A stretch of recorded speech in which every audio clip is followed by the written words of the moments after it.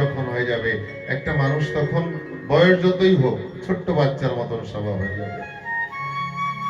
সেটা নামের আসরে হোক, যেখানেই হোক, শুধু হাউ হাউ করে কাঁদতে থাকে। এই শুদ্ধ স্বভাব, সরল চিত্তে শিশুবৎ ওই স্বভাবে কখনো কাম হতে পারে না। ওখানে প্রেম, আর ওখানে ইন্দ্রিয়াদি প্রত্যেকটা শরীরে তারা অন্তর্মুখী হয়ে যায়, বহির্মুখী থাকতে পারে না। কি করেছে আজকে মা যশোদা? দধি মন্থন করতে করতে করতে করতে হাড়ির দুধ আর মন্থন হয়নি। কৃষ্ণ চিন্তনে, কৃষ্ণ ভাবনায় এই হৃদয়কে মন্থন করে ফেলেছে।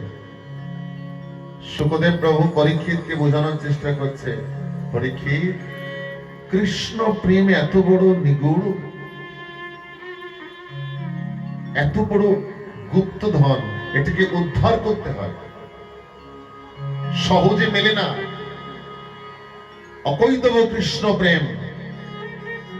নির্লোকে কি এই প্রেম পায়? নরলোকে। নির্লোক মানে নরলোকে। আর যদি কোনো নর লোকে কেউ একবার পায়, আর সেই প্রেম যদি বিয়োগ হয়ে যায়, বিয়োগ হলে সেই জীব আর কভু না জিয়। প্রেম সে বলে রাধে, সে বাঁচতে পারবে না। একটা মানুষ নেশা করতে করতে নেশা যদি ছেড়ে দেয়, সে বাঁচবে না। মদ খেতে খেতে কিডনি লিভার ড্যামেজ হবে, তবু তার মদ খেতে হবে। ছেড়ে দিলে তার, সে যদি বাঁচে 10 মাস, তা বাঁচবে 1 মাস। একটু খেলেও খেতে হবে, নেশা ছাড়া যাবে না। তাই কৃষ্ণ প্রেমের নেশা, এই রাধা প্রেমের নেশা যদি একবার কারুর হয়ে যায়, তার জীবনে যত বিপদ আপদ, যত দুঃখ কষ্ট আসুক, সব ছেড়ে দেবে, কিন্তু কৃষ্ণ নাম, রাধা নাম, গোবিন্দ নাম সে ছাড়বে না। হরি বল, রাধে রাধে, হরি হরি, হরি বল, হরি বল। এ বড় বিচিত্র নেশা। আর ওই বহিরঙ্গ জগতের নেশায় তো মানুষের শরীর নষ্ট করে, আর এই নেশায় মানুষের জীবন নষ্ট করে। জীবন নষ্ট মানে না সে সংসারের কাজে ভালোভাবে কাজ করতে পারে, না সে সবার কাছে ভালো হতে পারে। সে তিলে তিলে তিলে তিলে সেই রাধা প্রেমে, কৃষ্ণ প্রেমে নিজেকে অন্তর্দাহ করে নিজেকে শেষ করে দেয় নিজেকে। আর এই সংসারের যে আগুন, এই আগুনের পোড়া, এই পোড়ায় কোনো সুখ নেই। কৃষ্ণ প্রেম অনলে যে পুড়তে পেরেছে, সোনা পোড়ালে যেমন শুদ্ধ হয়, কৃষ্ণ প্রেম, রাধা প্রেমের আগুনে যদি কেউ নিজের হৃদয়কে পোড়াতে পারে, সে একজন খাঁটি মানুষ হতে পারে। সোনা গালায় না, ময়লা বের হয়ে যায়, ওরকম এই অবস্থা এখানে ভাগবতে হচ্ছে। একদম একটা শুদ্ধ মানুষ হতে চায়। I want to a idle person, not a person. I want to be a idol. আদর্শবান মানুষ হতে চাই, মানুষের মতো মানুষ। মা যশোদা কি করেছেন? দুগ্ধ, হাড়ির দুগ্ধ মন্থন করতে পারেনি, ফেল হয়নি, নিজের হৃদয়কে মন্থন করে ফেলেছে। সুখদেব প্রভু বলছে, পরীক্ষিত, মা হৃদয়কে মন্থন করে কৃষ্ণ চিন্তায়, কৃষ্ণ ভাবনায় তার হৃদয়কে মন্থন করে বুকের বস্ত্র ভেদ করে তার স্তনের দুগ্ধ মাটিতে সহস্র ধারায় প্রবাহিত হয়ে গেছে। বুকের স্তনের দুধ কাপড়টা ভেদ করে সহস্র ধারায় মাটিতে প্রবাহিত হচ্ছে। গোপাল দেখলেন মা তো হাড়ির দুধ মন্থন করতে পারেনি, নিজেকে মন্থন করে ফেলেছে। তাহলে অন্যান্য দিন তো মাখন খাই, আজকে আমি মায়ের দুগ্ধই খাবো। আঁচল ধরে টান দিয়েছে, আমার গোপালকে কোলে তুলে নিয়েছে। আঁচল ধরে টান দিয়েছে, কোলে নিয়েই গোপালের মুখে তার স্তন্য দুগ্ধমৃত দান করেছেন। এবারে স্তন্য দুগ্ধ দিয়ে এই ছোট্ট ছোট্ট আঙুলগুলি গোপালের মাথায় বুলিয়ে দিচ্ছে, চোখে চোখে চোখ দিয়েছে। গোবিন্দের ওই ছোট্ট ছোট্ট নয়ন কালো পটলের মধ্যে যশোদাকে দেখছে। যশোদাকে গোপালের নয়নের মধ্যে দেখছি।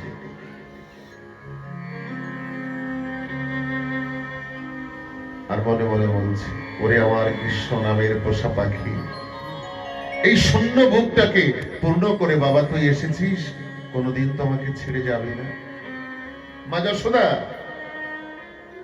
জীবনে যদি কেউ মূল্যবান সম্পত্তি পায়, তার কিন্তু একটা হারিয়ে যাওয়ার ভয় থাকে, থাকে না? আর এই ভয়টা থাকা উচিত যে যাকে জীবনে আমরা পেয়েছি, প্রত্যেককেই সবাই প্রস্তুত থাকো, একদিন সে থাকবে না, থাকবে না, থাকবে না। আছে যারা আগে ছিল তারা চলে গেছে না, নিয়ম সংসারের। তাই গোপালকে কোলে নিয়ে বলছে, বাবা অমূল্য সম্পত্তি পেয়েছি আজ তোকে পেয়ে আমার জীবনে, কৃষ্ণ পরম ধন। এই পাওয়ার পরে একটা সময় প্রত্যেকটা মানুষের জীবনে আসে, সেটা হচ্ছে বিয়োগ, সেটা হচ্ছে বিরহ। তা যারা যারা যারা আমরা সবাইকে পেয়েছি, হারানোর জন্য আমাদের প্রস্তুতি নিয়ে থাকতে হবে, এটাই নিয়ম। না চাইলেও মেনে নিতে হবে, নিতে হয়। গোপালের দিকে, নয়নের দিকে নয়ন দিয়ে মা যশোদা এই নয়নকে ডাক দিয়ে বলছে, নয়ন তুমি যে বারবার পলক দিচ্ছ, পলকটা নির্নিমেষ হয়ে যাও। পলকের নাম নিমেষ। বলছে নয়ন তুমি নির্নিমেষ হয়ে যাও, পলক দিও না। কেননা আমার গোপালকে আমি দুগ্ধ দানে তার রূপ সুধা পান করছি, সে আমার থেকে অমৃত সুধা নিচ্ছে, আমি তার থেকে রূপ সুধা নিচ্ছি। বলো রাধে রাধে। এটাই হচ্ছে আদান প্রদান। আমি কিছু দিচ্ছি, তুমিও কিছু দাও আমাকে। তা মা যশোদা তার স্তন্য দুগ্ধ দিচ্ছে, কি বাবা তা আমি দেবো, তুমি কিছু দেবে না আমাকে? তাই তার নয়নে নয়ন নয়ন দিয়ে তার মুখ চন্দ্রমা সুধা, রূপ সুধা পান করছে। তা নয়নকে বলছে, নয়ন তুমি নির্নিমেষ হয়ে যাও, একটু থেমে যাও না, আমার গোপালকে একটু ভালো করে দেখি, একটু দেখতে যাও।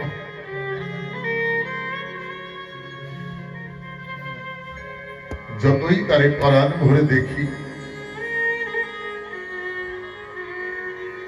ততই যেন আমার নয়নের তৃষ্ণা বেড়ে যায়, আরো বেশি করে দেখতে ইচ্ছে করে।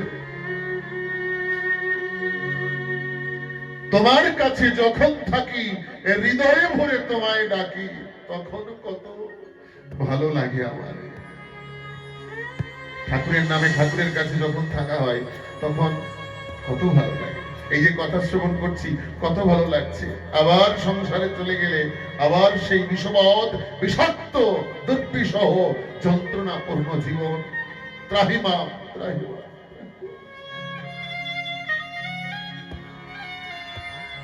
একটাই শুধু জায়গা, সন্তানের মা বাবার চরণ, সতী নারীর পতির চরণ, আর ভক্তের ভগবানের চরণ। প্রেম সে বল রাধে রাধে।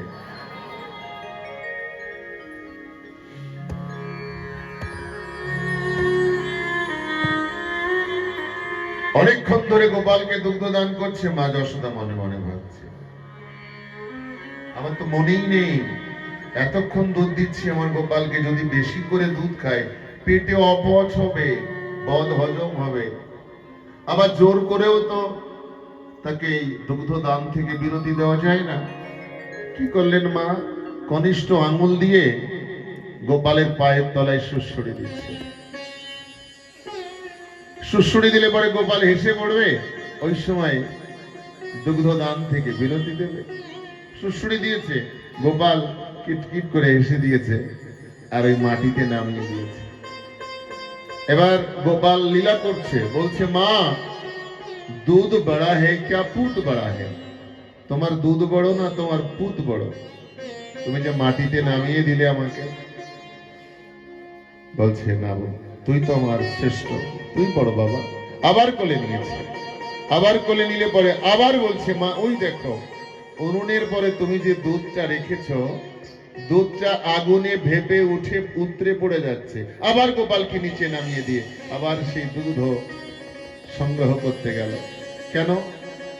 সুখদেব প্রভু পরীক্ষিতকে বোঝানোর চেষ্টা করছে পদ্মগন্ধা নামে এক গাভী আছে নবলক্ষ ধেনুর মধ্যে, সেই দুধে সুন্দর গন্ধ, অভূতপূর্ব মিষ্টি স্বাদ। ওই দুগ্ধটা আমার গোপালের জন্য রাখা ছিল। আগুনে উত্তরিয়ে ভেপে পড়ে যায়, পরে গোপালকে দিতে পারবে না, তাই গোপালকে মাটিতে নামিয়ে রেখে দুধ বাঁচাতে রক্ষা করতে আমার মা যশোদা গেল। তার নিজের জন্য যায়নি, গোপালের জন্য। প্রেম সে বলো রাধে রাধে।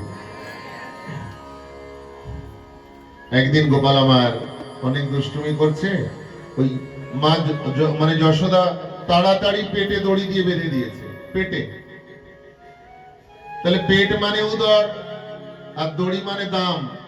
যে মাসে কোমরে বাঁধতে গিয়ে পেটে বেঁধে দিয়েছে সেই মাসের নাম হলো দামোদর মাস। দড়ি দিয়ে বেঁধে উখলে বেঁধে দিয়েছে, উদখল। গোপাল টানতে টানতে জমাল অর্জুন দুটি বৃক্ষের মাঝখান থেকে চলে গেল। এমন সজোরে টান দিয়েছে, উদখলে বেঁধে জমাল অর্জুন দুটি বৃক্ষ নন্দের আঙিনায় পতিত হয়ে পড়ল। মা যশোদা বেরিয়ে এসে দেখছে দুটো গাছ পড়ে আছে। বৃক্ষ থেকে দুইজন পুরুষ বের হলো, নল কুবের আর মণিগ্রীব। এরা কুবেরের সন্তান, অভিশপ্ত হয়ে এসেছিল। আমার গোবিন্দের পরশে উদ্ধার হয়ে গেল। নিতাই গৌর প্রেমানন্দে।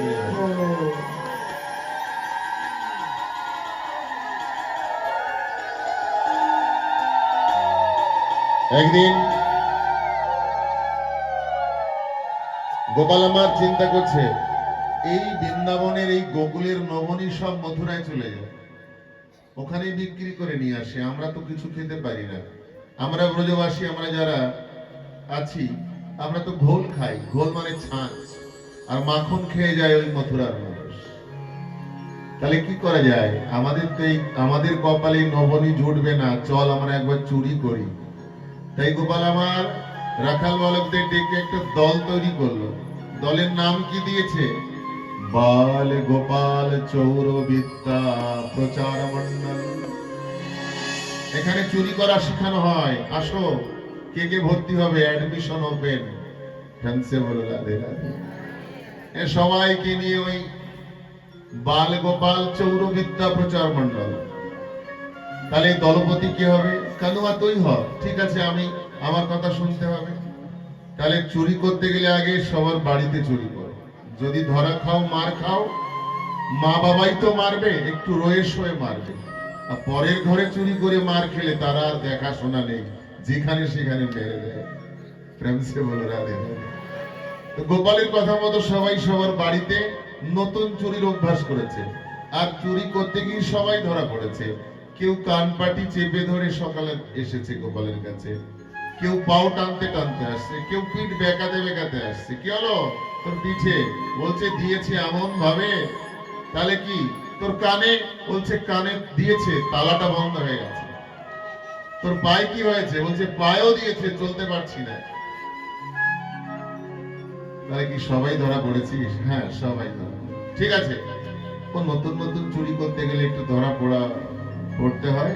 যখন অভ্যাস হয়ে যাবে তাহলে আর পাক্কা চোর হয়ে গেলে আর ধরা পড়বি না। ফ্রেন্ডসে বলে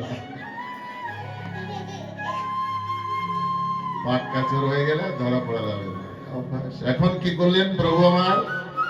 সমস্ত রাখাল বালকদের নিয়ে সমস্ত বৃন্দাবনের গোপীদের ঘরে ঘরে দর্শন দিচ্ছে। কেন? চতুরের শিরোমণি ওই যে গোপালের রূপ সবাইকে দেখাতে গেছে। যেমন এখানে ভাগবত হওয়ার আগে অ্যানাউন্সমেন্ট হয়েছে না মাইকে, তো চৌরবিদ্যা প্রচার মন্ডল একটা দল বানিয়েছে, ওই রাখাল বালকদের নিয়ে অ্যাডভার্টাইজমেন্ট করতে গেছে। কিভাবে? গোপালের রূপ একবার যদি কেউ একবার দেখে, সে দুবারা দেখতে চাইবেই চাইবে। এবার যে গোপীর দুয়ারে যাচ্ছে সে একবার দেখে বলছে, দেখ কিতনা সুন্দর বাল হ্যায়। আর এক গোপীর ঘরে গিয়েছে, বলছে কিতনা সুন্দর চাল হ্যায়, দেখ না इसकी गति कैसी है। আর এক গোপী বলছে দেখ দেখ দেখ দেখ কিতনা সুন্দর হাসি है फोटो पे। আর কেউ বলছে আরে वो छोड़ तू कितना सुंदर बासी है। মানে এক একটা রূপে এক একটা অঙ্গভঙ্গিমায় আমার ব্রজগোপীরা কৃষ্ণকে দেখে মুগ্ধ হয়ে গেছে। দেখে বিনে কানা जब मन नहीं माना। গোবিন্দের ওই রূপ সুধা পান করে ব্রজগোপীরা পাগল হয়ে গেছে। এই চল চল চল আরেকবার দেখে আসি। इन आंखों से ब्रह्म को पहचाना। একবার যে দেখেছে তার মন পাগল হয়ে গেছে। আরেকবার কিভাবে দেখবো, আরেকবার কিভাবে দেখবো। তার নয়ন দুটো দেখা হয়েছে, হাসিটা দেখা হয়নি। হাসিটা দেখেছি, তার বাঁশিটা দেখা হয়নি। মানে একটা দেখেছি আর একটা দেখতে বাকি আছে। তাই ব্রজগোপীরা বলছে দেখে বিনে কানহা जब मन नहीं माना। इन आंखों से ब्रह्म को पहचाना है। দেখেই বুঝতে পেরেছি এ আর কেউ না, সেই গোলক বিহারী হরি আজ বৃন্দাবনে নন্দের দুলাল হয়ে আমাদের সামনে এসেছে। मन को कृष्ण चरण कमलों में लगाना है। चलो चलो चलो चलो। আমরা বৃন্দাবনে যারা এসেছি সংসার করতে এসেছি, নাতিপতির মায়ে পড়তে এসেছি না, এই গোপালের জন্যই এসেছি। প্রত্যেকটা বৃন্দাবনের যারা কীট পতঙ্গ পশু পাখি তরুলতা সবাই কিন্তু অনেক অনেক জনম সাধনা করে বৃন্দাবনে এসেছে। পশু পাখিও সাধনা করেছে, কীট পতঙ্গ সাধনা করেছে, বৃক্ষ তরুলতা তারাও সাধনা করেছে। তাই বলছে চল আমরা সবাই আবার কৃষ্ণকে দেখব। কেন দেখব? দেখে দেখে দেখে দেখে তাকে যত দেখব, দেখার মাধ্যমে এই মন তার চরণে আমরা সমর্পিত করব। নয়নের মার্গ দিয়ে তাকে দর্শন করে হৃদয়ের দুয়ার দেব খুলে। হৃদয়ের দুয়ার খুলে দিলে পরে নয়নের মার্গ দিয়ে আমার গোপাল প্রবিষ্ট হয়ে আমার হৃদ কমলে এসে বলবে আমি কৃষ্ণের হয়ে যাব, কৃষ্ণ আমাদের হয়ে যাবে। চল চল। সবাই নালিশ করতে গেছে, সারি সারি দল বেঁধে এক গাদা সখী। বাবা 2-3 জন সখী গেলে তো 3 মিনিটেই নালিশ শেষ। 20-25 জন সখীর একসঙ্গে গেছে। কেন? একজন যদি 2 মিনিট করেও নালিশ করে তাহলে 20 দুগুণে 40 মিনিট হবে কিনা? তাহলে 40 মিনিট আমরা দাঁড়িয়ে থাকবো আর গোপালকে দেখবো আর নালিশ করবো মা যশোদাকে। নজর থাকবে গোপালের দিকে, দৃষ্টিও দিকে দেব, কিন্তু নালিশ মা যশোদাকে। এক কবি বলছে मैया तुम्हारे लाला इतना नटखट है, आज रात को मेरे घर में जा करके इतना इतना शैतानी क्यों है कि मेरी एक ही बेटिया है, मेरी बेटी की जो बाल है इतना लंबा है, मैंने चूटिया बांध दिया। আমি বেনি করে তাকে ঘুম পাড়িয়ে দিয়েছি আর আমার মেয়ের ওই লম্বা বেনিটা খাটের পায়ের সঙ্গে বেঁধে দিয়েছে। मेरी बिटिया की छोटिया खाट की पटिया से बांध दियो। আমার ওই মেয়ের লম্বা চুলের বেনিটা খাটের সঙ্গে বেঁধে দিয়ে কানের কাছে গিয়ে ভয় দিচ্ছে হাওয়া। আর মেয়ে ভাবছে সত্যি হাওয়া এসেছে ঘরে। ও লাফতে উঠেছে আর বেনিতে টান পড়েছে, আরো ভয় পেয়েছে। সত্যি তো চুল ধরেছে মনে হয়। দেখতে পায় ওই যায়, ওই চলে যাচ্ছে, ওই যে দুষ্ট। আরেকজন বলছে মাইয়া আমার স্বামীর দাড়ি 2 ফুট লম্বা হবে, এত বড় 2 ফুট 24 ইঞ্চি, আর আমার চুল হচ্ছে 3.5 ফুট হবে। আমার দাড়ি, আমার স্বামীর দাড়ির সঙ্গে আমার চুলটা গেরো দিয়ে দিয়েছে। আমি যখন পাশ ফিরি আমার স্বামী বলছে আমার দাড়ি টানো কেন, আর স্বামী যখন করে আমি বলি চুল টানো কেন, দাড়ি টানো কেন, চুল টানো কেন, দাড়ি টানো। টানাটানি করছে কেন? আলো জ্বালিয়ে দেখি দাড়িতে আর চুলে কেটে দেওয়া, দেখলাম ও চলে যায়। এগুলো মিথ্যা। এই যত নালিশ সব মিথ্যা। কেন? ये ताना, ये उल्हाना, ये गोपियों का सब बहाना है। सब बहाना, মিথ্যা নালিশ। কেন? পরাণ ভরে তোমাকে দর্শন করব গোপাল। মিথ্যা বলা ভালো, যে মিথ্যায় ধর্ম রক্ষা হয়। যে মিথ্যা বললে পরে জগতের মঙ্গল হয়, জীবের কল্যাণ হয়, সে মিথ্যা বলা ভালো। কিন্তু আমরা কথায় কথায় বিনা কারণে কত মিথ্যা কথা বলি। কিন্তু মনে রাখতে হবে, সচ বরাবর তপ নেই और झूठ बराबर पाप। সত্যের মতো তপ নেই আর মিথ্যার মতো পাপ নেই। যাকে হৃদয় सच है प्रभु ताके हृदय आप।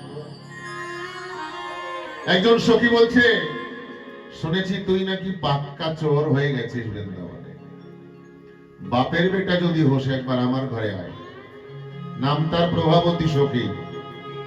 হাইট হবে 6.5 ফুট, ওজন হবে প্রায় 1 কুইন্টাল 20 কেজি। তাহলে তার শরীর কত বড় চিন্তা করো। নামটা কি? প্রভাবতী। 1 কুইন্টাল 20 কেজি ওজন, বিশাল শরীর। কৃষ্ণকে বলছে, যদি বাপের বেটা হোস একবার আমার ঘরে চুরি করে দেখা, তাহলে বুঝবো তুই পাক্কা চোর। বলছে চ্যালেঞ্জ, তোর ঘরে আসবো, চুরি করব, ধরাও পড়বো না। বলছে তুই যদি ধরা না পড়িস তাহলে মেনে যাবো, তুই এক বাবার এক ছেলে। ঠিক আছে, আমি কালকে আসবো। বল কখন আসতে হবে? বলছে আয়, তোর যখন ইচ্ছা। মাখনের হাড়ি টানিয়ে দিয়েছে, হাড়ির সঙ্গে একটা ঘন্টি বেঁধে দিয়েছে, মানে হাড়িতে হাত দিলেই ঠন ঠন করবে। সখীও চালাক আছে, আরে ঠন ঠন করলেই পরে দৌড়িয়ে এসে কানুকে ধরবে। বড় একটা ঘন্টি, হাড়ির থেকে ঘন্টি বড়। বলে রাধে রাধে। এখন ওই গোপাল রাখাল বালক নিয়ে চুপি চুপি ঢুকেছে প্রভাবতীর ঘরে। এটা হয়েছে, হ্যাঁ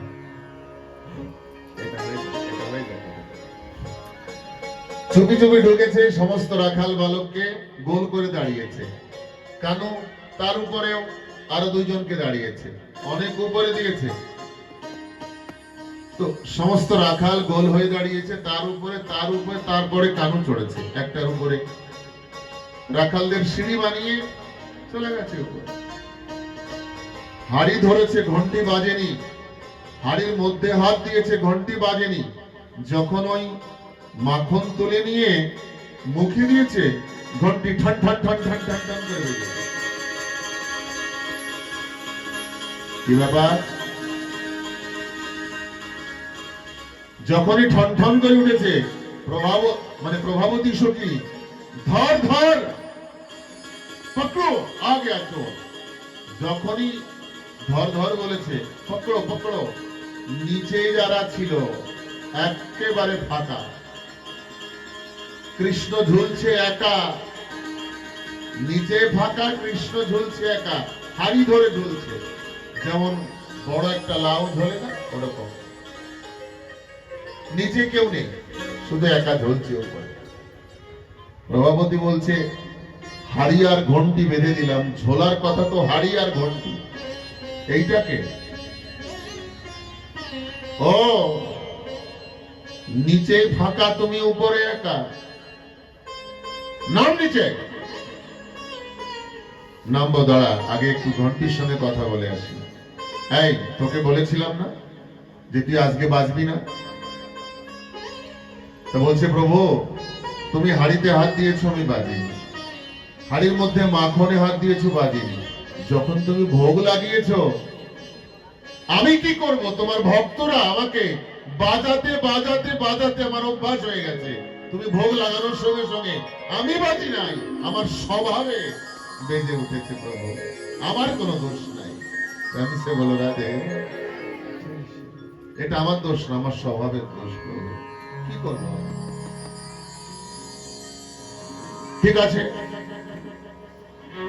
প্রভাবতীকে বলছে ধরে নামা। চোরে খাবে দুধার কলা, আরো চোরের বড় গলা, ধরে নামা। লাভ দিয়ে পড়, লাভ দিয়ে পড়লে তোমার সব ভেঙে টেঙে যাবে। যে ভাঙাই তো উচিত। বলেছিলাম না পাক্কা চোর হলে আমার ঘরে চুরি করে দেখা। হ্যাঁ, নাম নিচে। আরে ধরে নামা না, একটু আস্তে আস্তে বলছি, নামা।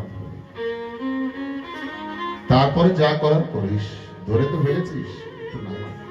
নামিয়েছে কেমন ভাবে?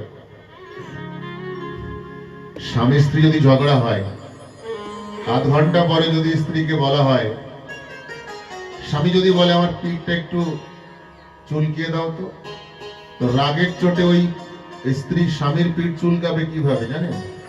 যেন দাগ বসে যায়। চুলকাবে, কিন্তু এমন ভাবে চুলকাবে রাগের প্রতিশোধ নিয়ে নেবে। পিঠ জ্বালা করছে কেন? ও একটু লেগে গেছে, কিন্তু মনে মনে রাগ হয়ে গেছে। মানে স্ত্রী মার খায় স্বামীর হাতে, স্ত্রী তো স্বামীকে মারতে পারে না।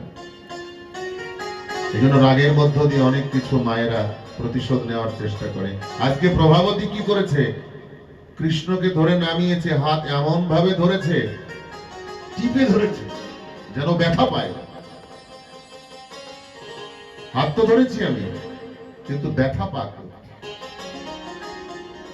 বলছে এমন জোরে ধরলি কেন, একটু আস্তে ধর। হ্যাঁ, যত্ন করবো আমি।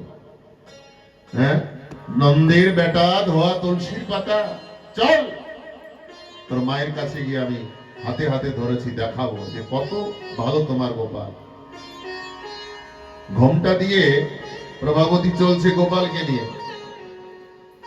বৃন্দাবনের ব্রজমাইয়ারা কিন্তু ঘোমটা দিয়ে চলে, ঘোমটা দিয়ে। সামনে কে আসছে দেখছে না।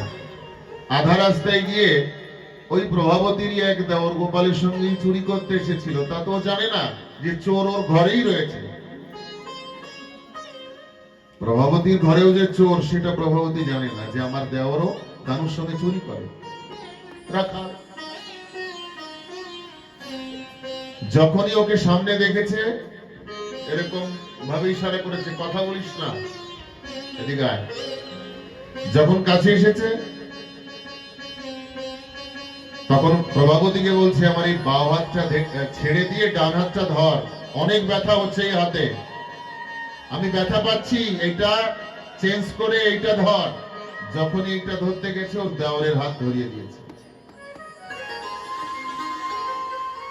এবার দেওরের হাত ধরে নিয়ে চলছে। ও প্রভাবতী তো জানে না যে হাত চেঞ্জ হয়ে গেছে। গোপাল পিছন দরজা থেকে নন্দের আঙিনায় প্রবেশ করে শয়ন কক্ষে ঘুমিয়ে পড়েছে। মা যশোদা ভাবছে আমার গোপাল, দেখি কোথায়, ঘরে কি বাইরে। দেখে ও কি মেরে গোপাল শুয়ে আছে, ভালো মানুষ, কিচ্ছু জানে না। এদিকে প্রভাবতী চিৎকার করতে করতে এসছে, মাইয়া यशोदा निक बाहर आ जाओ, देखो किसको लाया। কাকে এনেছিস, কাকে ধরে এনেছিস তুই? কি বল, চিৎকার করিস কেন? কি বলবো আর? তোমার ছেলে এত সুন্দর, তুমি তো বলো কিচ্ছু জানে না। তা মা বলছে এত চিৎকার করার কি আছে? বলছে হাতে হাতে ধরেছি, আমার ঘরে দুষ্টুমি করেছে। যে কাকে ধরেছিস? বলছে তোমার গোপাল। মা যশোদা বলছে আমার গোপাল না, তোর কপাল। ঘোমটা একটু উঠিয়ে দেয়। ঘোমটা উঠিয়ে দেখে সত্যি গোপাল না, কপাল। এই আমি ধরেছিলাম গোপাল, তুই আমার মাঝখান থেকে কোথায় আসলি? গোপাল যশোদার পিছনে এসে আঙুল দেখাচ্ছে, কই ধরতে পারলি না? আমার বাপের ঠিক আছে, তোর বাবার ঠিক নেই। আজকে ধরতে এসেছিস, তোর দেওর বানিয়ে দিয়েছি। এর পরে যদি কোনোদিন তুই ধরতে আসিস, তোর স্বামী বানিয়ে দেবো, সাবধান। বলো বৃন্দাবন বিহারী লাল কি জয়। চৌর অগ্রগণ্যম। ভগবানকে বলা হয়েছে চৌর অগ্রগণ্যম, চোরের শিরোমণি। তুমি শুধু মাখন চুরি করো না গোপাল, তুমি তো ভক্তের মনচোরা।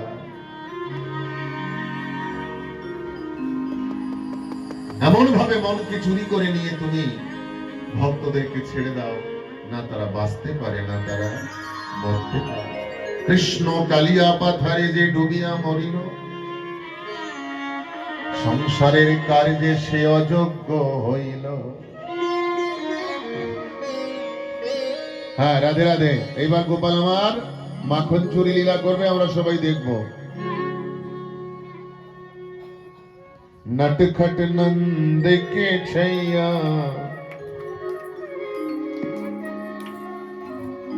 छोटे छोटे गैया छोटे छोटे ग्वाल छोटो सो मेरो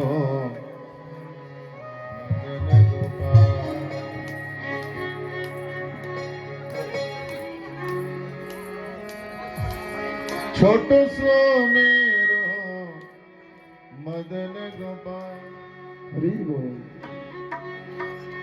छोटे छोटे गैया छोटे छोटे ग्वाल छोटे सो मेरो मदन गोपाल।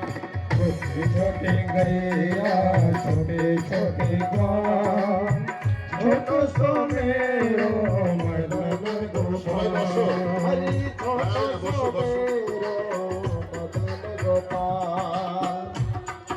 সবাই বসে যান, দাঁড়াচ্ছেন কেন? বাবা বসো। हरि छोटो सो मेरो मदन गोपाल। छोटो सो मेरो मदन गोपाल। তাড়াতাড়ি করো।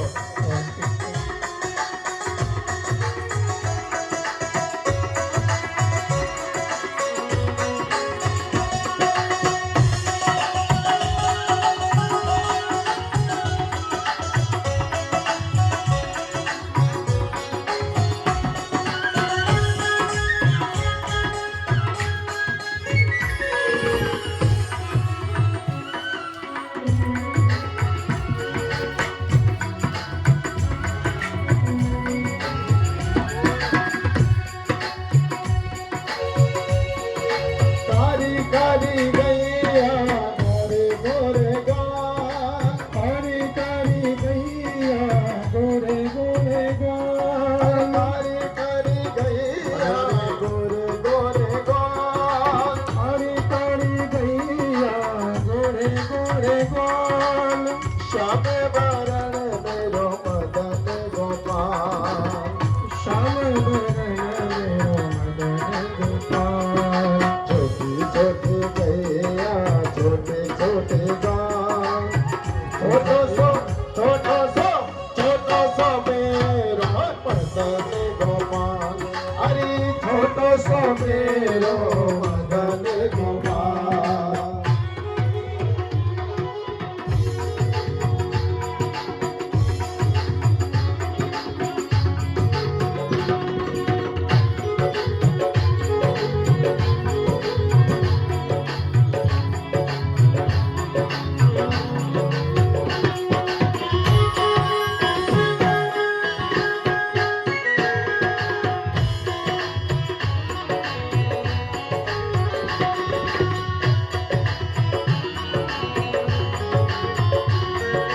आगे आगे गैया पीछे पीछे गाल।